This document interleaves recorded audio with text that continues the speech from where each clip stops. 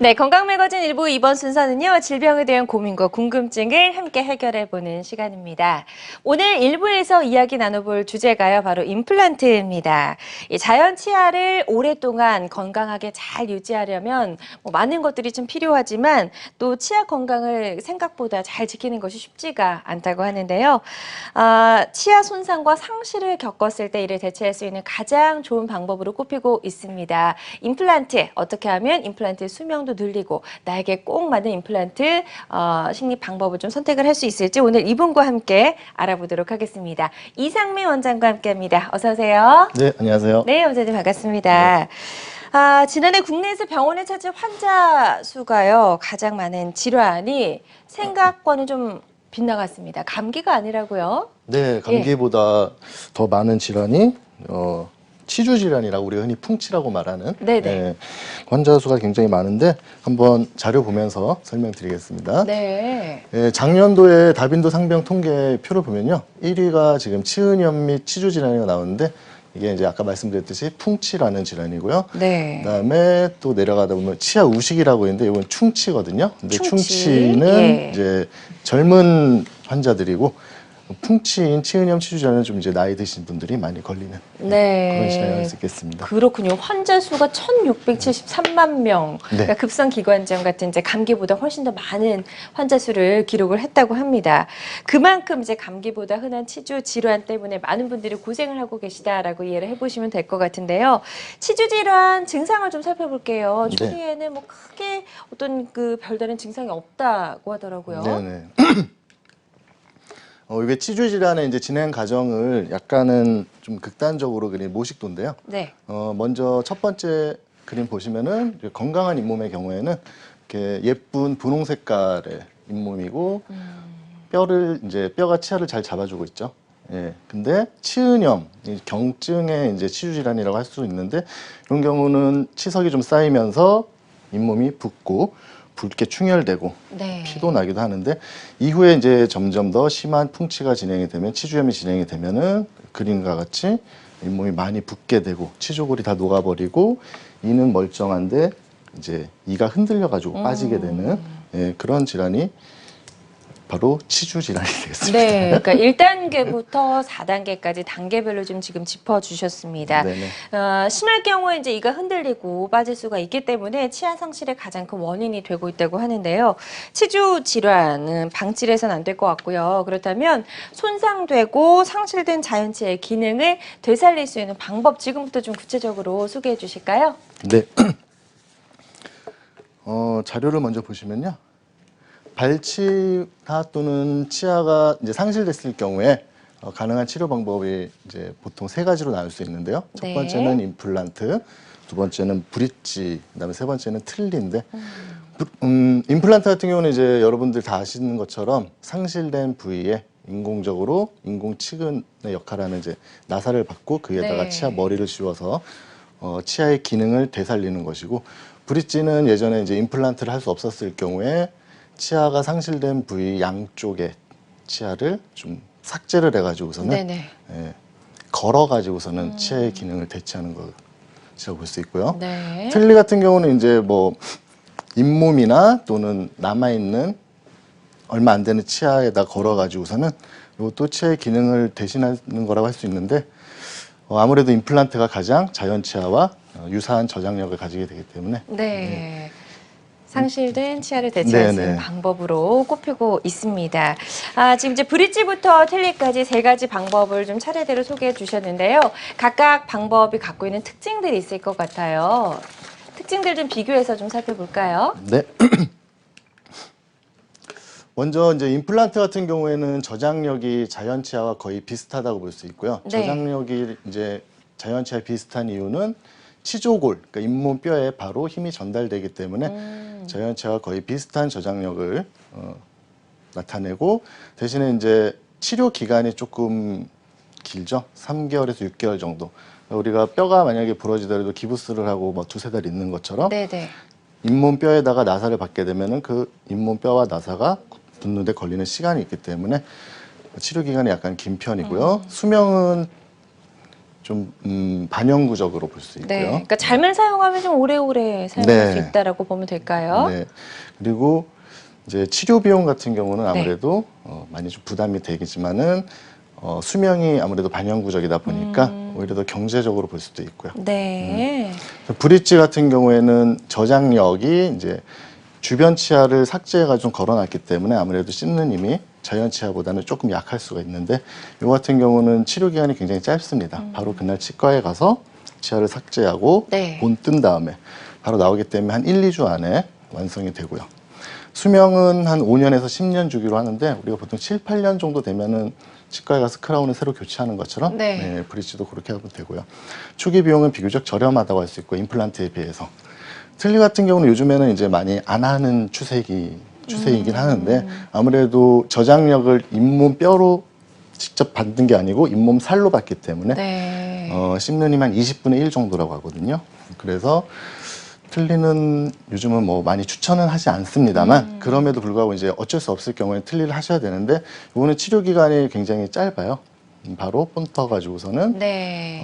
제작을 하면 되고 대신에 이제 잇몸이 계속 변형이 되기 때문에 3, 4년마다 교체를 해주셔야 되고 그렇죠. 예. 사용하는데 아무래도 많이 불편하겠죠. 맞습니다. 그래서 이제 최근 들어서는 틀니를 사용하고 계셨던 분들도 임플란트 또는 임플란트 틀니로 이렇게 좀 교체하는 그런 추세더라고요. 그래서 임플란트와 브릿지, 틀니까지 치아를 상실했을 때 이를 대체할 수 있는 세 가지 방법 비교해서 설명을 좀 들어봤고요. 이 세 가지 중에서도 자연 치아의 저장력과 좀 가장 흡사한 게 임플란트라고 하셨거든요. 어떤 구조 때문에 그런 것 같다는 생각이 드는데요. 구조도 한번 좀 비교해서 설명을 들어볼게요. 네, 알겠습니다. 치아와 임플란트의 구조를 이제 비교를 하게 되면요. 임플란트는 치아의 모양을 그대로 이제 본 따서 만들었다고 할 수 있는데 네. 먼저 치아의 뿌리 역할을 하는 부분이 임플란트 나사로 대체가 되고요. 이런 식으로. 네네. 그다음에 치아의 머리 역할을 하는 부분이 이제 크라운, 인공 치아 머리로 대체가 되고 네. 이 뿌리와 머리를 연결시켜주는 중간 다리 역할인 지대주, 여기는 어버트먼트라고 되어 있는데 네. 그래서 임플란트는 이렇게 세 가지 구조물이 조립된 형태라고 볼 수 있거든요. 네. 그래서 아까도 말씀드렸듯이 씹는 힘이 바로 잇몸 뼈로 전달이 되기 때문에 저장력이 자연 치아와 거의 비슷하고요. 네. 이렇게 비교해서 보니까 정말 이제 자연 치아와 어떤 구조적으로 좀 닮아 있는 부분들이 많아서 그런 여러 가지 특징들을 좀 가지고 있는 것 같고요. 임플란트 치료 건수가 해마다 정말 크게 늘고 있긴 하지만 그래도 여전히 임플란트를 해야 되는데 할까 말까 고민하시는 분들 많이 계세요. 여러 가지 원인 때문에 좀 그렇죠. 그렇죠. 아무래도 임플란트가 이제 쉬운 치료는 아니니까 여러 환자분들이 많이 망설이게 되고 네. 주저하게 되는데 치과 오는 거를 일단 가장 싫어하는 게 큰 이유가 되겠고요. 예. 어떤 이유 때문에 임플란트 치료를 좀 망설이고 있을까요? 제가 볼 때는 이제 요 세 가지 이유가 가장 크다고 네. 보는데요. 먼저 비용적인 부분이 임플란트가 아무래도 굉장히 비싼 비보험 진료이다 보니까 환자분들이 한두 개 상실된 치아 같은 경우는 뭐 별 무리 없이 가지만 보통 치주 질환이 진행돼서 여러 개의 치아가 상실된 경우에는 네. 목돈이 들어가기 때문에 비용적인 문제로 많이 망설이게 되고요. 두 번째는 이제 통증. 아무래도 뼈에다가 뭐를 씹는다, 드릴링을 해가지고 나사를 박는다라는 네. 게 굉장히 듣기만 해도 좀 공포스러운 그런 맞아요. 예. 네네. 통증이 가장 큰 원인이 아닐까 싶고요. 또 세 번째는 제가 전에도 말씀드렸듯이 굳는데 걸리는 시간이 필요해가지고 기간 때문에도 망설이는 이유가. 네. 그래서 이 세 가지 이유가 아마 가장 큰 이유가 아닐까 싶습니다. 맞습니다. 비용, 통증, 기간 이런 여러 가지 요인 때문에 임플란트를 지금 해야 할지 말아야 할지 고민하시는 분들 많이 계신 것 같고요. 그 중에서도 이제 일단 치과 치료하면 통증, 너무 아픈 게 두려워서 치과 네. 치료를 차일피일 미루는 경우가 상당히 많거든요. 이를 좀 해결할 수 있는 방법 있으면 좀 소개해 주시죠. 네. 치과 치료 같은 경우에는 이제 가장 중요한 게 마취가 잘 되면은 거의 치료 과정 중에서는 통증을 못 느낀다고 보면 되거든요. 네. 근데 마취를 하는 게 일단 좀 아프죠. 그리고 마취가 잘 됐다고 하더라도 치료 도중에 들리는 각종 소음과 그 전동 소리 같은 게 그다음에 소공포로 눈을 덮어놔서 내 입에서 무슨 일을 하는지 모르는 것에 대한 두려움과 공포감이 있는데 마취가 먼저 잘 되고 나면은 큰 두려움이 없다라고 생각을 하시면 되는데요. 마취를 어떻게 잘 할 수 있고 또 아프지 않게 할 수 있는지 방법을 좀 말씀을 드려볼게요. 네. 마취를 한다라는 거는 바늘로 이제 우리 몸의 조직에다가 찔러 가지고서는 마취액을 주입을 하는 건데 네. 그 표면에다가 이제 먼저 마취제를 발라요. 연고식으로 된 거를. 그래서 바늘로 찔러도 거의 통증이 없게끔. 그다음에 외부에서 어떤 물질이 들어오게 되면 우리 몸은 통증을 느끼거든요. 네.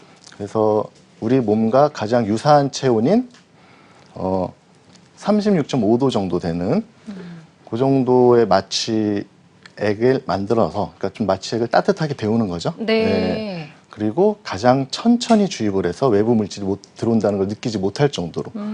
컴퓨터 무촉 마취라 그래가지고는 굉장히 마취액을 천천히 주입하는 그런 장치가 또 있고요.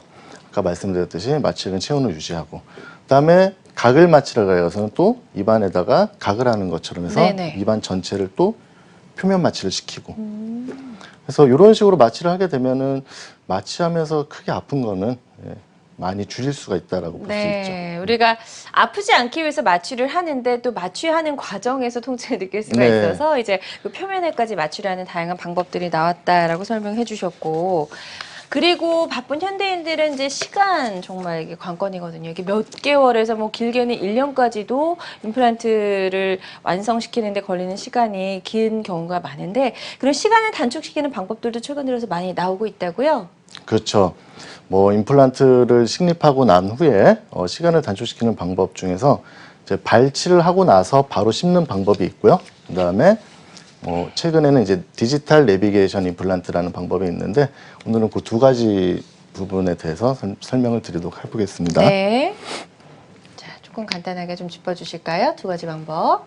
네. 발치 즉시 임플란트. 간단하게 어떤 건지 좀 잠시. 자, 예. 발치 즉시 임플란트의 경우에는 치아를 발치한 후에 바로 그 자리에다가 임플란트를 식립하는 것인데, 네. 예전 같은 경우에는 발치를 하고 발치한 자리가 아물 때까지 기다렸다가 그 부분이 다 아물게 되고 나면은 다시 또 마취를 해서 임플란트를 심는 그런 방법을 했다면은, 최근에는 발치한 그 자리에다가 바로 임플란트를 심음으로 인해서 치료 기간을 많이 단축시킬 수가 있고요. 네. 디지털 임플란트 같은 경우에는 이제 컴퓨터로 이제 CT 진단을 한 후에 컴퓨터가 지시해준 대로, 진단해준 대로 그대로 따라가서 술식을 진행하기 때문에 네. 아무래도 좀 빠르게 진행할 수가 있겠죠. 좋습니다. 그래서 오늘 이 두 가지 임플란트 치료법에 대해서 조금 더 구체적으로 살펴보도록 하겠습니다. 치아와 잇몸 건강 회복에 도움을 주는 임플란트 성공적인 식립을 위해서 또 치료 전에 반드시 알아야 할 필수 체크 사항들까지 저희가 좀 짚어보고 있습니다. 방송 보고 계신 분들 중에서 임플란트 치료와 관련된 고민과 궁금증 있으시다면 주저하지 말고 편안하게 상담 전화 주시기 바랍니다. 전화 주실 곳은 서울이고요. 02-6677-0012번 상담 전화 활짝 열어놓도록 할게요. 자, 이상민 원장과 함께하고 있습니다. 치료 부담을 줄여줄 수 있는 다양한 임플란트 치료법. 오늘 이제 그중에서도 두 가지 구체적으로 좀 짚어보도록 할 텐데요. 자, 먼저 치료 기간을 단축시킬 수 있는 임플란트 치료법으로 발치 즉시 임플란트부터 좀 알아보도록 하겠습니다. 어떻게 이를 뽑으면서 바로 임플란트 식립이 가능한 건지 자세한 설명을 좀 들어볼게요. 네, 먼저 화면 보시면요. 발치 즉시 임플란트 같은 경우에는 이제 아까도 제가 잠깐 간략하게 말씀을 드렸었는데, 치아 발치와 동시에 임플란트 식립을 바로 진행을 하는 건데, 요 같은 경우에는 치아 발치한 자리가 아무는 데 걸리는 시간을 임플란트가 굳는 데 걸리는 시간과 함께 진행을 시켜버리기 때문에 네. 크게 단축시킬 수가 있고요. 네. 이거 그림을 좀 하나씩 설명을 해주시면 도움이 될 것 같습니다. 예, 이게 네. 모식도잖아요. 네네. 네. 치아를 발치한 이후에 발치한 부분에 빈 공간이 있잖아요. 이 빈 공간에다가 바로 임플란트를 식립을 하는 겁니다. 네. 그래가지고서는 임플란트가 굳는데 걸리는 시간과 치아 발치한 자국이 아무래도 걸린 시간을 다 단축을 시켜가지고 동시에 진행할 수 있게끔 네. 그렇게 하는 것이고, 이렇게 하게 되면은 한 3개월에서 4개월 만에 바로 본을 떠가지고서는 치아를 만들 수가 있겠죠. 네, 그래서 발치 즉시 임플란트가 어떻게 가능한지 그림을 보면서 설명을 좀 들어봤고요. 수술 방법의 차이가 결국 이제 치료 기간의 차이를 두는 거네요. 네, 그렇죠. 네, 다음 그림 보면서 또 설명 들어볼게요. 네. 그래서 수술 방법의 차이가 이제 어떤 게 있냐면 지연 식립 임플란트라는 거는 발치를 한 이후에 발치한 자리가 아물 때까지 기다리는 겁니다. 보통 발치한 자리에 뼈가 생성이 되고서는 그 아무는 데까지 걸리는 시간을 한 4개월 정도로 보는데 4개월 정도 있다가 그 표면이 다 아물게 되면은 거기를 다시 또 마취를 해가지고서는 또 잇몸을 째서 네. 또 수술해서 들어가게 되면은 환자분 입장에서는 2번 마취를 하고 2번 정도 수술하는 그런 좀 불편함이 발생할 수 있겠지만은 발치 즉시 임플란트 같은 경우에는 발치를 하기 위해서 마취를 한 이후에 한 번에 마취된 김에 바로 임플란트까지 다 끝내버리는. 네. 그래서 환자 불편을 좀 최소화시키고 시간도 많이 단축을 시키고. 네. 그래서 최근에는 발치 즉시 임플란트를 많이 하는 추세이긴 합니다. 그렇군요. 자, 그런데 발치 즉시 식립하는 임플란트 이 방식이 모든 사람에게 다 가능한 건 아니라고요. 그렇죠. 어떤 경우에만 가능한 건가요? 발치 즉시 임플란트 같은 경우에는 발치한 그 발치와의 임플란트를 바로 심는 거기 때문에 네. 발치와가 깨끗하고 염증도 없고 비교적 건강한 치조거리일 때 가능한 것이지 발치한 그 자리 주변에 염증이 많다던가 아니면은 치주 질환이 심하게 진행됐을 경우에는 그 부분이 아물 때까지 기다렸다 하는 게 훨씬 더 좋은 방법이겠습니다. 그렇군요. 그래서 잇몸뼈, 건강한 잇몸뼈를 가지고 있어야만 발치 후 즉시 식립 임플란트가 가능하다는 점 꼭 기억을 해 두셨으면 좋겠습니다. 혹시 방송 보고 계신 분들 중에서 나도 좀 임플란트를 계획하고 있는데 어떤 방법이 나에게 좀 적합할지 궁금하시다면 상담 전화 주시기 바랍니다. 02-6677-0012번으로 전화 주시면 되고요. 오늘 첫 번째 전화 바로 연결해 보도록 하겠습니다. 여보세요? 네, 여보세요? 네, 안녕하세요. 반갑습니다. 네. 네, 전화 주신 분 연세가 어떻게 되실까요? 저는 43세요. 43세시고요. 어떤 점이 궁금하신지 원장님께 직접 질문해 주시면 되겠습니다. 네, 10년 전에 임플란트 했었는데요. 네. 네, 이게 지금 부러졌어요. 부러진 지는 한 6개월 정도 돼 있고요. 그리고 임플란트 그 지금 해서 부러진 상태로 지금 있거든요. 안에 여기가 나사가 바뀌어가지고 부러져가지고 지금은 잇몸이 덮여 있는 상태예요. 그래서 이걸 어떻게 해야 되나. 네, 안녕하세요. 네, 안녕하세요. 예, 지금 임플란트가 부러졌다라는 표현이 네. 위에 머리가 부러진 걸 말씀하시는 거 아니면 머리가 빠졌다는 소린가요? 머리가 빠져서 음. 박혀 있어요, 여기에. 머리가 빠진 상태로 네. 그러면 기둥 하나가 잇몸 밖으로 나와 있나요? 지금은 잇몸이 덮여져 있어서 제가 잘 모르겠어요. 다 파절돼 가지고서는 그냥 네네. 임플란트 그 나사만 잇몸 뼈 안에 식립되어 있는 상태인 것 같은데 네. 그거는 임플란트를 아무래도 제거를 하시던가 아니면은 다시 중간 기둥을 체결해 가지고서는 치아를 만드는 수밖에 없을 것 같거든요. 근데 자세한 거는 지금 제가 방사선 사진도 봐야 되고 그래서 설명을 못 드리겠는데 임플란트는 3가지 구조물로 이제 이루어져 있거든요. 잇몸 뼈 안에 박혀 있는 나사, 그 다음에 중간 기둥, 그 다음에 치아 머리. 근데 환자분께서 지금 치아 머리와 중간 기둥이 다 부러져서 없어진 건지 아니면은 치아 중간 머리 머리가 박혀 있어요. 저기랑. 2가지가 다 없어진 거죠. 네. 예. 그러면은 만약에 잇몸 뼈 안에 있는 나사가 멀쩡하다면은 가까운 치과에 가셔가지고서는 그 나사에 맞는 중간 기둥을 연결시켜 가지고 본을 뜨면은 바로 사용할 수 있을 것 같습니다. 네, 알겠습니다. 네, 좀 궁금한 점이 잘 해결이 되셨으면 좋겠습니다. 일단 사용하시다가 좀 부러진 것 같다라고 설명해 주셨는데 일단은 정확하게는 이제 방사선 사진을 좀 찍어 보셔야 될 것 같다라고 말씀해 주셨고요. 그 안에 심어둔 그 치근에 해당하는 기둥이 좀 괜찮다면 거기에 맞는 지대줄을 연결해서 사용하실 수가 있다고 설명해 주셨으니까요. 이 부분 잘 참고하셔서 치료를 잘 받아 보셨으면 좋겠습니다. 계속해서 상담 상담 전화는 활짝 열려 있습니다. 02-6677-0012번으로 전화 주시면 저희가 친절하게 상담을 도와드리도록 할게요. 자, 발치 즉시 식립 임플란트에 대해서 설명을 좀 들어보고 있었어요. 그래서 건강한 잇몸뼈를 가지고 있어야만 이게 가능하다는 점 말씀을 드렸고요. 지금부터는 예후가 좋았던 치료 사례 하나씩 만나보도록 하겠습니다. 첫 번째 사례부터 좀 소개해 주실까요? 네. 첫 번째 사례는 이제 50대 남성분이신데요. 이분 같은 경우 이제 발치 즉시 임플란트를 시행했습니다. 화면을 보시면요. 오른쪽 아래 같은 경우에 식립한 임플란트에다가 이제 머리를 올려가지고서는 치료를 마무리했는데 이분께서 반대편인 왼쪽은 한 번에 다 진행하길 원하셔가지고서는 뽑으면서 즉시 발치한 자리에다가 임플란트를 식립을 했는데 치료 결과나 예후가 아주 좋아가지고서는 사례를 한번 들고 와봤습니다. 네, 보통 이게 위쪽 턱 같은 경우에는 어금니 쪽에 잇몸뼈가 부족한 경우도 상당히 많거든요. 근데 이분 같은 경우는 어떻게 그게 가능했을까요?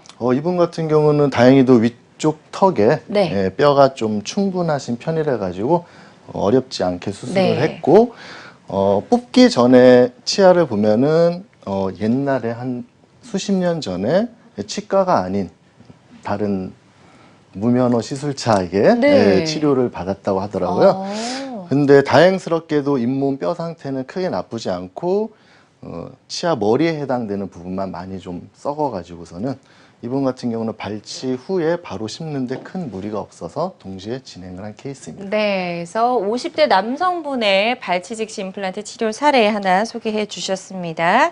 환자들마다 치료 효과는 조금씩 차이가 있을 수가 있겠고요. 자, 다음 사례 하나 더 만나보도록 하겠습니다. 다음 사례는 이분보다 조금 더 나이가 많은 분이라고요. 60대 남성분이네요. 예, 이분은 이제 60대 남성분이신데 방사선 사진보다는 제가 한번 이제 임상 사진을 들고 와봤는데 아무래도 칼라로 보시기에는 조금 불편하실 수 있어서 흑백으로 네네, 처리를 흑백으로. 했습니다. 네네. 예. 요 부위가 이제 발치한 자리인데 발치한 곳에다가 바로 임플란트를 식립을 해서 요 드라이브를 통해서 이제 단추를 체결한 이후에 잇몸이 다 아물게 되면은 거기다가 중간 기둥을 연결시켜 가지고서는 바로 치아 머리를 올리는 요런 작업을 이제 진행을 했는데요. 요거까지 다 하는데 2달 정도밖에 안 걸렸습니다. 발치하고 나서 그러시는데 이분도 아까 말씀드렸듯이 잇몸 상태가 크게 나쁘지 않기 때문에 발치와 동시에 임플란트 식립 이후 최종 보철물까지 완성을 시킨 경우라고 할 수 있겠습니다. 그렇군요. 최종적으로는 2달 정도 치료 기간이 소요됐다라고 설명을 좀 들어봤습니다. 다음 사례 하나 더 살펴보도록 하겠습니다. 다음 사례는 역시 60대 남성분의 사례고요.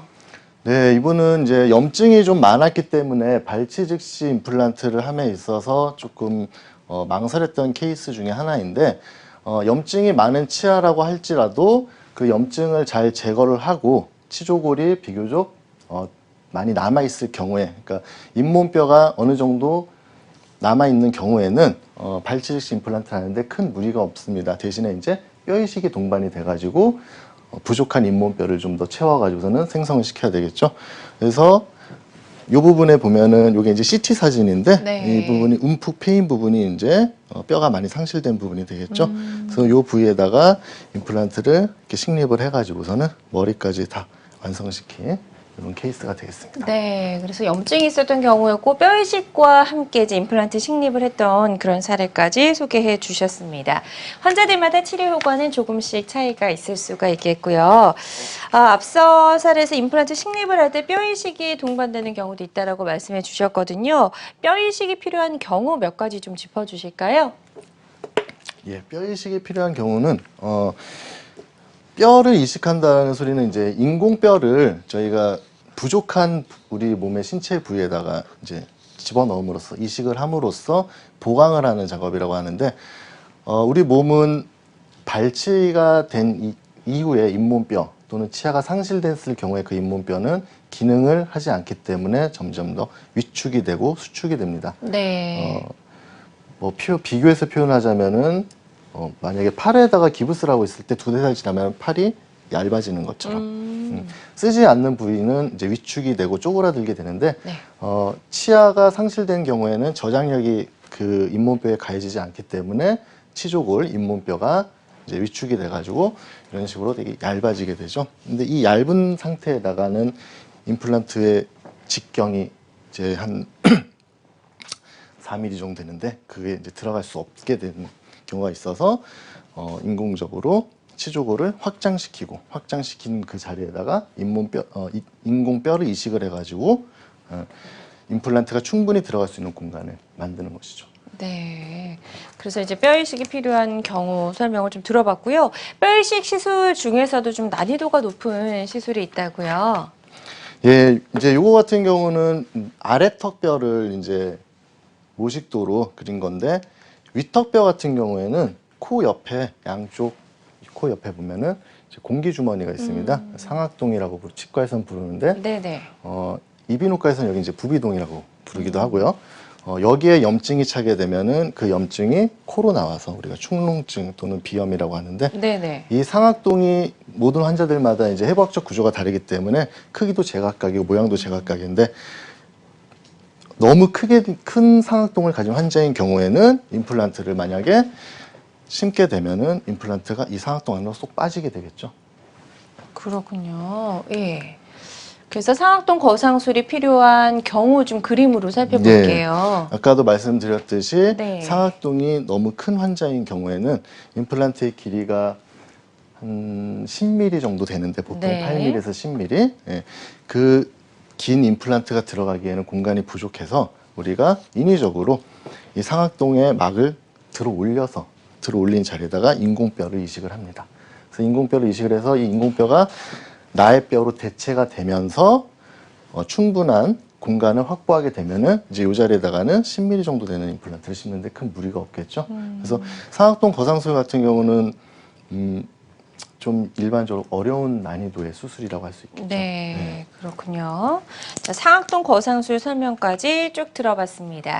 치아와 잇몸 건강 회복에 도움을 주는 임플란트, 어떻게 하면 나에게 꼭 맞는 방법을 선택하고 또 어떻게 하면 오래오래 임플란트를 사용할 수 있을지 오늘 살펴보고 있습니다. 임플란트 치료를 계획하고 계셨거나 병원에 가시기 전에 궁금한 점이 있는 분들은 상담 전화 편안하게 주시기 바랍니다. 02-6677-0012번 상담 전화 활짝 열려 있고요. 계속해서 이상민 원장과 함께 이야기를 좀 더 나눠보도록 하겠습니다. 치료 전에 정확한 진단과 꼼꼼한 치료 계획이 필요한 시술, 임플란트에 대해서 알아보고 있고요. 치료 기간 단축에 도움을 줄 수 있는 임플란트 치료 방법으로 이제 첫 번째 발치 즉시 식립 임플란트 살펴봤고요. 두 번째 방법이 디지털 임플란트네요. 네, 두 번째로 이제 디지털 임플란트를 소개해 드릴 건데요. 발치 즉시 임플란트 같은 경우는 어떻게 보면은 물리적으로 우리가 시간을 단축시키는 방법이라고 할 수 있다면 디지털 임플란트에는 여러 치아가 상실됐을 때 술자의 입장에서 의사가 수술을 좀 더 편안하고 환자 입장에서도 통증 없이 빠르게 수술할 수 있는 그런 방법으로 이제 소개를 하면 될까 합니다. 네. 그래서 화면을 보시면은 뭐 이렇게 3차원 CT 영상도 보이시고요. 그다음에 뭐 칼라로 이제 굉장히 많은 정보들이 나타낸 사진들이 있는데 CT로 그 환자의 구강 내 사진을 찍은 이후에 과연 뼈가 어느 곳에 얼마나 더 밀도가 이제 골 밀도가 다 다르겠죠. 네. 부위마다. 그다음에 네. 골 양, 뼈가 많은 부위, 적은 부위 그런 것들을 정확하게 진단을 해가지고서는 뼈를 임플란트를 심는 방향, 임플란트를 심는 각도, 임플란트 심는 위치까지 다 진단을 한 이후에 그거를 가이드를 만들어서 거기에다가 그대로 따라서 수술하는 방법이라 할 수 있는데 네. 이제 디지털 기술이 좀 접목이 된 그런 방법이다라고 예. 이해를 해보시면 될 것 같고요. 실제 치료 사례를 보면서 어떤 과정에 디지털 기술이 접목이 됐는지 한번 설명을 더 들어보도록 할게요. 네, 다음 환자는 이제 40대 남성의 이제 환자 사례인데요. 이분 네. 같은 경우에는 상악의 모든 치아들이 다 상실된 상태로 병원에 내원을 하셔가지고 이제 위에 임플란트를 하고 싶으시다라고 이제 말씀을 하셨습니다. 그래서 임플란트를 하기 위해서는 우선 뼈가 좀 튼튼해야 되고 임플란트를 심을 뼈의 양이 충분히 있어야 되는데 환자분 같은 경우에 엑스레이 방사선 사진을 찍어 보니까 네. 방사선 사진은 들어가 있지 않네요. 위에 뼈가 굉장히 부족한 상태였습니다.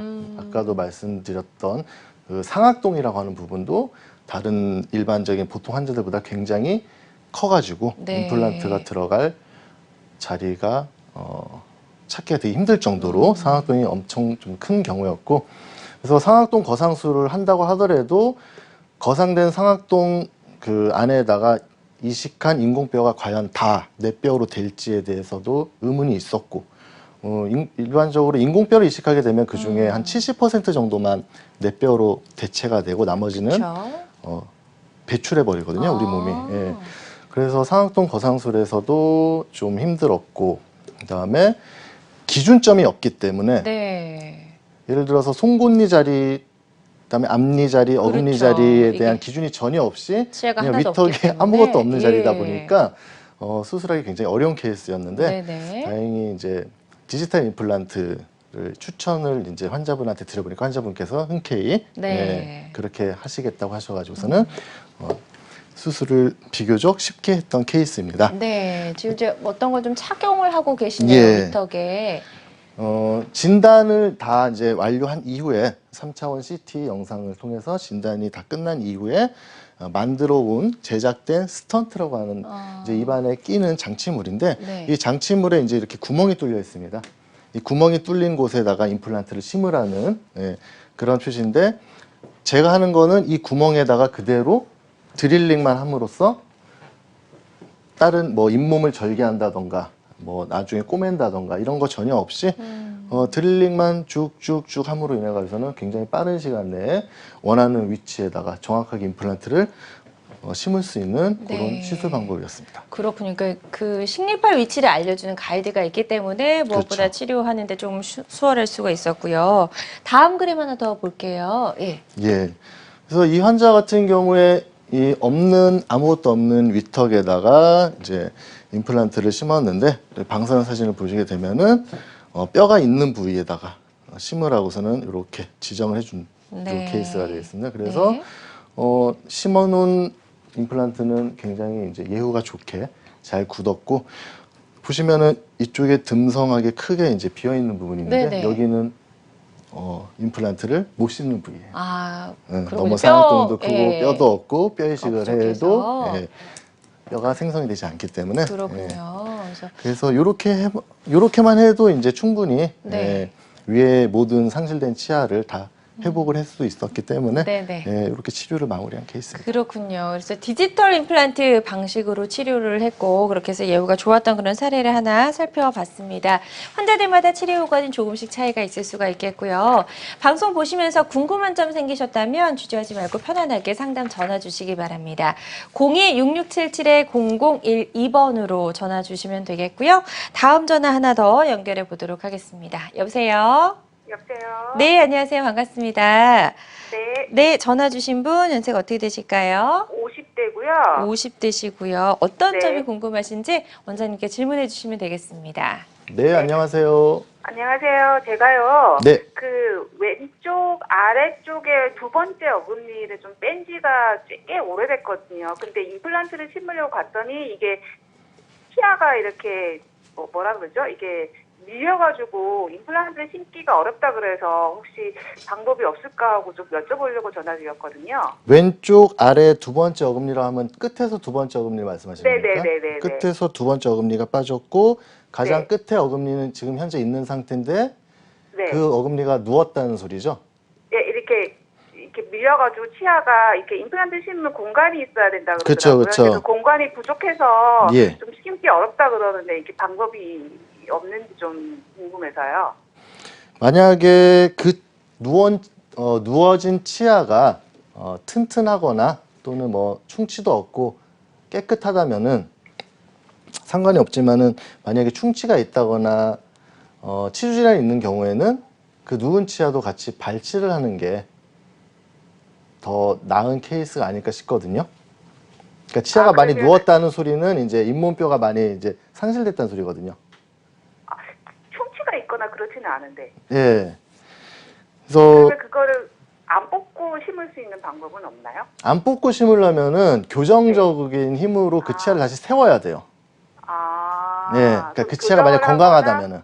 예. 하거나, 교정을 하거나 뽑거나 둘 중에 하나를 한 그렇죠, 다음에 그렇죠. 임플란트를 심을 수 있다는 예. 말씀이시죠? 그래서 제가 그 전에 지금 뭐 충치가 있다거나 이런 거 말씀드린 이유는 브릿지를 하는 것도 방법이 될 수 있기 때문에. 근데 브릿지를 하게 되면은 멀쩡한 치아들 좀 삭제해야 되니까 그래서 제가 혹시 충치가 있냐고 여쭤본 거고요. 만약에 다 깨끗한 경우고 나는 그 치아를 살리고 싶다. 그러면은 교정력으로 그 치아를 세운 이후에 공간을 확보한 후 그리고 임플란트를 심을 수밖에 없고요.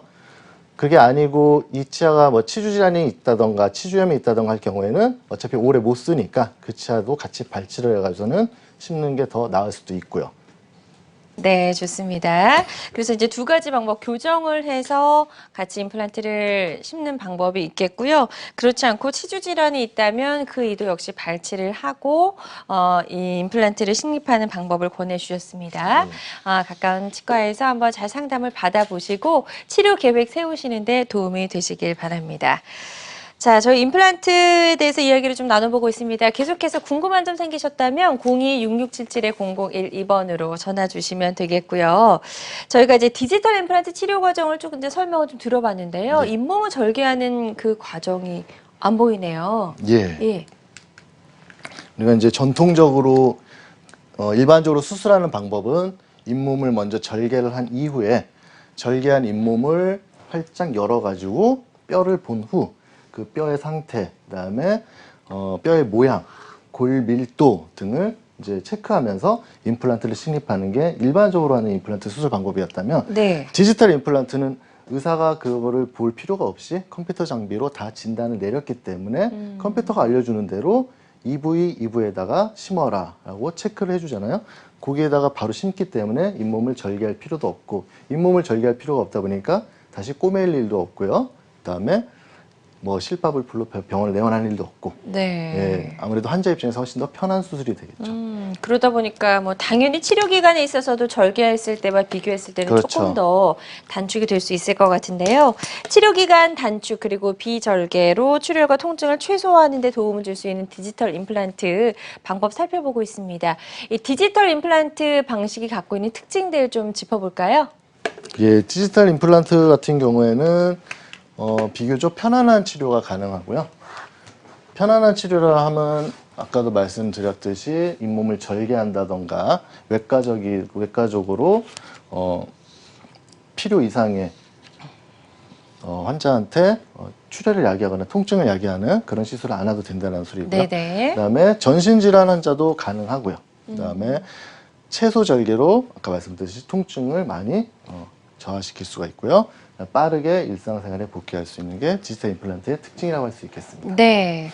디지털 임플란트 방식을 쭉 설명을 좀 들어보고 있습니다. 지금부터는 예후가 좋았던 치료 사례 하나씩 만나볼 테니까요. 사례 한번 보시면서 혹시 나의 경우와 비슷하다 생각이 드시면 어떤 방법으로 치료가 가능했는지 비교해 보시면서 설명을 들어보시는 것도 도움이 될 수 있을 것 같습니다.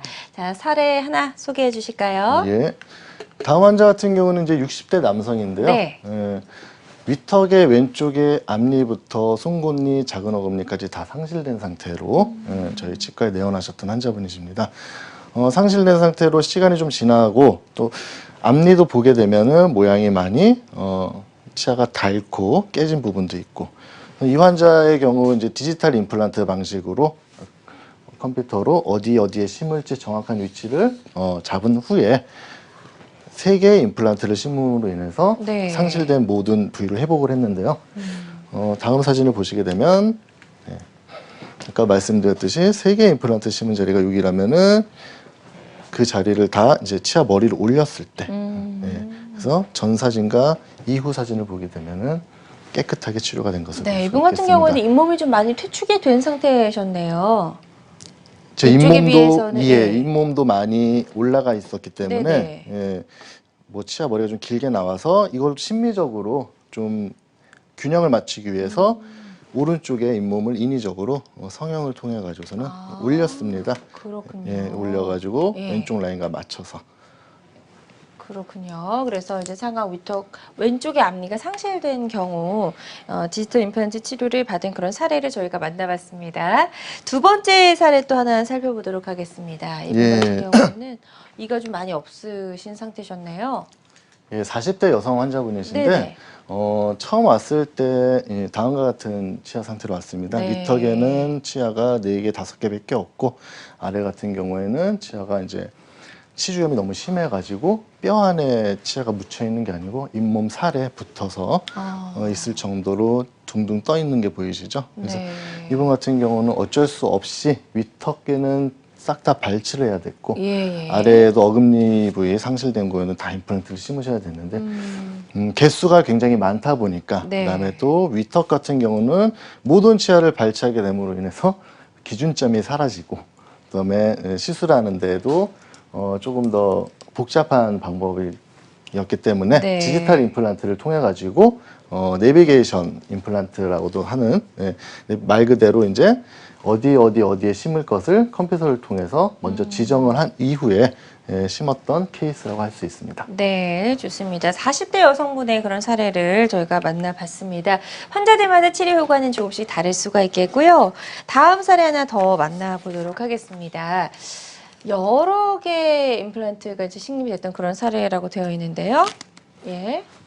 예, 다음 환자분은 이제 50대 남성분이신데 이분 같은 경우는 좀 멀리서 저희 치과에 내원하셨던 환자분이시고 수술을 진행하기 이전에 과연 내가 이렇게 수술을 했을 때 어떻게 되는지 알고 싶어 하셔가지고 컴퓨터 영상을 통해 가지고 먼저 모의 수술을 그러니까 시뮬레이션을 먼저 한 것이죠.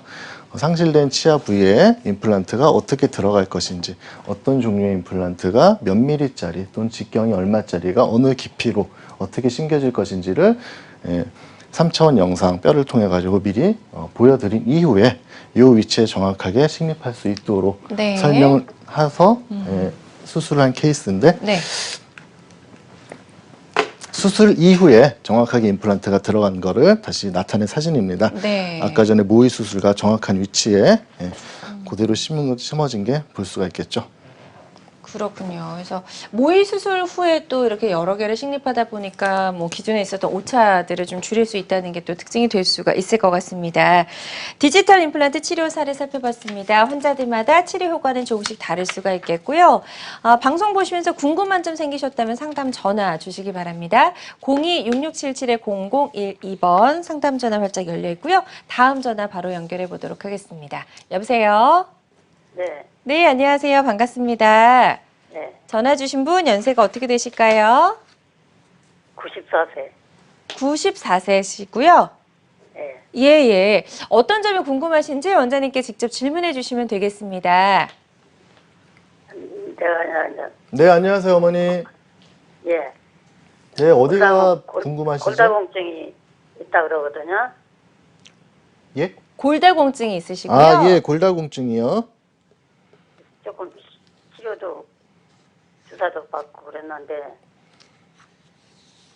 근데 임플란트가 당시에 된다는 데도 있고 안 된다는 데도 있고, 당시에 그러시군요. 이제 골다공증이 있다라고 설명을 들으셔서 어느 곳은 임플란트가 가능하다 아니다 이렇게 말씀을 들으셨다고 하는데 골다공증이 있어도 임플란트 시술이 가능한지 한번 설명을 해주시면 될 것 같습니다. 예, 골다공증 환자인 경우에는 임플란트 식립을 하기 전에 그 골다공증 약을 먼저 중단을 하셔야 합니다. 네네. 예, 그래서 지금 어머님이 뭘 말씀하시는지 저는 잘 못 들었는데 네네. 예, 임플란트 식립이 궁금하신 것 같은데 맞아요. 혹시 골다공증 약을 복용하고 계시다면은 골다공증 약을 중단하고 임플란트를 식립하셔야 하는데 연세가 좀 많으셔가지고서는 네네. 요 정확한 내용이나 진단 부분에 대해서는 가까운 치과에서 네네네. 예, 아마 상의를 하시는 게 더 나을 것 같습니다. 네, 일단은 현재 드시고 계신 약이 어떤 건지를 정확하게 치과에 가셔서 상담을 받으실 때 말씀을 해 주셔야 될 것 같고요. 그 약을 중단하시고 어느 정도의 기간이 있은 뒤에 임플란트 시술이 가능할 것 같다라고 말씀해 주셨으니까요. 이 부분 참고하셔서 치료 받으시는 데 좀 도움이 되셨으면 좋겠습니다. 저희가 지금 임플란트 시술에 대해서 다양한 이야기들을 좀 나눠보고 있었습니다. 벌써 좀 마무리할 시간이 됐는데요. 임플란트 시술을 받기 전에 환자 입장에서 반드시 알아야 할 주의사항이 있다면 어떤 것들이 있을까요? 임플란트 수술을 하기 전에 환자분들께서 이제 꼭 알아두셔야 될 것이 뭐냐면은 이제 임플란트라는 거는 당연히 의사의 실력도 굉장히 중요하고 어떤 재료를 쓰는 것도 중요하지만은 내 몸이 그거를 받아들일 수 있는 상태가 돼야 하는 것도 상당히 중요하다고 할 수 있습니다. 예를 들면은 당뇨 환자인 경우 또는 심각한 전신 질환을 앓고 있는 환자인 경우에는 아무리 좋은 시술과 좋은 재료를 통해서 수술한다고 하더라도 내 몸의 뼈가 그 임플란트를 못 붙잡아줘서 굳지를 못하게 되는 경우가 있기 때문에 그런 부분에 대해서는 수술 전에 좀 체크를 정확하게 하고 나서 들어가는 게 좋을 것 같습니다. 네, 좋습니다. 자, 오늘 다양한 임플란트 시술 방법을 소개해 드렸습니다. 모든 치료법에는 부작용이 따를 수 있고 개인마다 치료 효과가 다르다는 점, 또 전문의와의 상담을 통해서 적절한 치료를 받는 것이 가장 좋은 선택이라는 점 꼭 기억해 주시길 바랍니다. 지금까지 이상민 원장과 함께 이야기 나눠봤습니다. 오늘 말씀 잘 들었습니다. 고맙습니다. 감사합니다.